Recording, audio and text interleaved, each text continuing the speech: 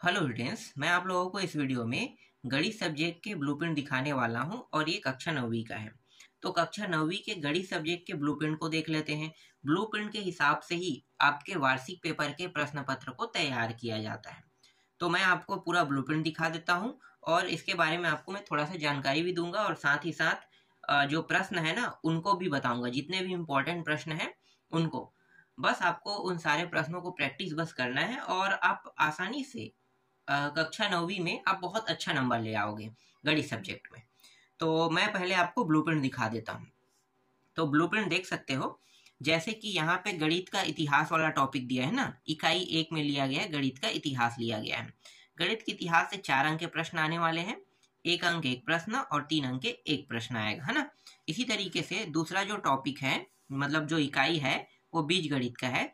20 अंक के प्रश्न बीज गणित से आने वाले हैं। 1 अंक के 4 प्रश्न, 2 अंक के एक प्रश्न, 3 अंक के एक प्रश्न, 5 अंक के एक प्रश्न और 6 अंक के एक प्रश्न। तो इस तरीके से बीजगणित से टॉपिक आने वाले हैं, ठीक है। इसके बाद है वाणिज्य गणित। 8 अंक के प्रश्न आएंगे।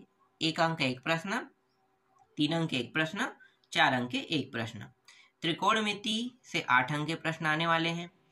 1 अंक के 2 प्रश्न, 2 अंक के एक प्रश्न और 4 अंक के एक प्रश्न आने वाले हैं आपके एग्जाम में।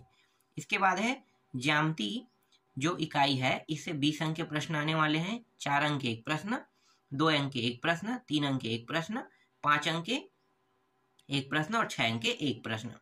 क्षेत्रमिति से 10 अंक के प्रश्न आपके एग्जाम में आने वाले हैं। 1 अंक के 2 प्रश्न, 2 अंक के 2 प्रश्न और 4 अंक के एक प्रश्न। इसी तरीके से जो अंतिम इकाई है ना सांख्यिकी, इसे 5 अंक के प्रश्न आने वाले हैं। 1 अंक के एक प्रश्न और 4 अंक के एक प्रश्न आने वाले हैं।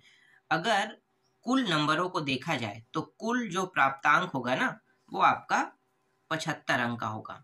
देखो कहाँ पे है, यहाँ पे तो प्रश्नों की संख्या दिया है, कुल 18 प्रश्न है, प्राप्तांक ऊपर में है, मतलब जो पूर्णांक है, ठीक है। पूर्णांक देखो तो पूर्णांक जो है 75 अंक का है, ठीक है।